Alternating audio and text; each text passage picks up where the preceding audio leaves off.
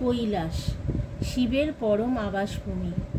হিমালয়ের সকল তীর্থের মধ্যে শ্রেষ্ঠতম তীর্থ শিবভূমি কৈলাস এবং সকল হ্রদের মধ্যে পবিত্রতম ব্রহ্মার মন সঞ্জাত মানস সরোবর।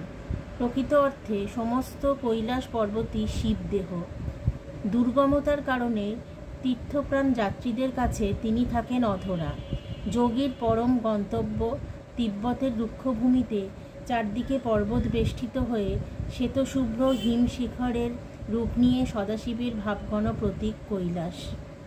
ভারতবর্ষের নানা তীর্থে আমরা পরম পূজ্য গুরুদেব ঠাকুর শ্রী সমীরেশ্বর ব্রহ্মচারী তীর্থত্ব সম্পাদন করলেও দেখা গেছে শৈব তীর্থগুলির প্রতি তার আকর্ষণ দুর্নিবার।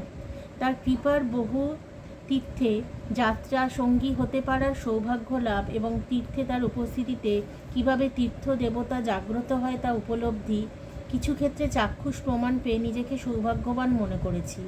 একথা কেবল আমার নিজের ক্ষেত্রেই নয়, যারা ঠাকুর শ্রী সমীরেশ্বরের তীর্থসঙ্গী হয়েছেন এবং কায় মনোবাক্যে তার স্মরণে থেকেছেন, তারা সেই তীর্থের মাহাত্ম্য এবং তীর্থ দেবতার সঙ্গে ঠাকুর শ্রী সমীরেশ্বরের লীলা সম্পাদন চাক্ষুষ এবং মানস জগতে উপলব্ধি করেছেন বৈকি।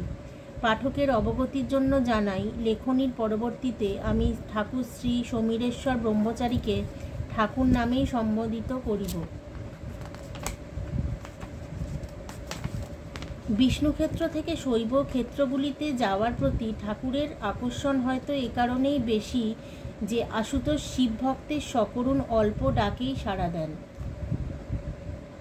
আমাদের কাছে ঈশ্বরের প্রত্যক্ষ প্রকাশ এবং পরোক্ষ প্রকাশ সহজভাবে ফুটিয়ে তোলাই হয়তো তার অন্যতম উদ্দেশ্য। আবার সাধনার চরম ভূমিতে উপনীত হয়ে শিবত্ব প্রাপ্তি সাধকের চরম মোক্ষ। তাই করুণাময় শিব সাধকের অন্যতম ইষ্ট। রামায়ণের আমরা যেমন দেখি রামচন্দ্র তার লীলাক্ষেত্রে আশ্রয় করেন দেবাদিদেবকে ইষ্ট করে, তেমনি আশুতোষ শিবও রামচন্দ্রে প্রণত হন আমার গুরু এই সম্ভাষণে। অর্থাৎ বিষ্ণু শক্তি গুরু মানেন শিবশক্তিকে, আবার শিবশক্তি গুরুজ্ঞান করেন বিষ্ণু শক্তিকে।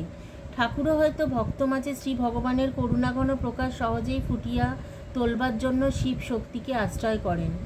ভারতবর্ষের অপারপর শৈব তীর্থগুলি ঘুরবার পর শিবগৌরীর আবার কৈলাসধাম যে তার চরম লক্ষ্য হবে, এতে আর আশ্চর্য কী?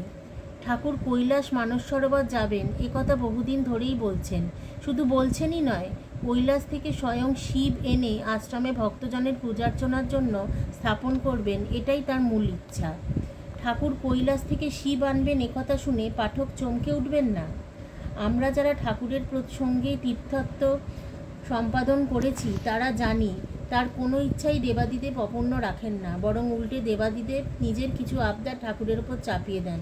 সাধারণ ভক্তের কাছে দেবাদিদেব কিভাবে ধরা দেন এবং ঠাকুরের কাছে তিনি কিভাবে নিজেকে আবদারের ছলে মিটিয়ে নেন, নিচের দুটি সুন্দর ঘটনায় আসুন আমরা জেনে নিই। আচ্ছা বন্ধুরা, আপাতত এই গল্পের প্রথম পর্ব আমি এখানেই শেষ করলাম। পরের পর্বটা খুব শীঘ্রই আমি আপনাদের সামনে তুলে ধরব।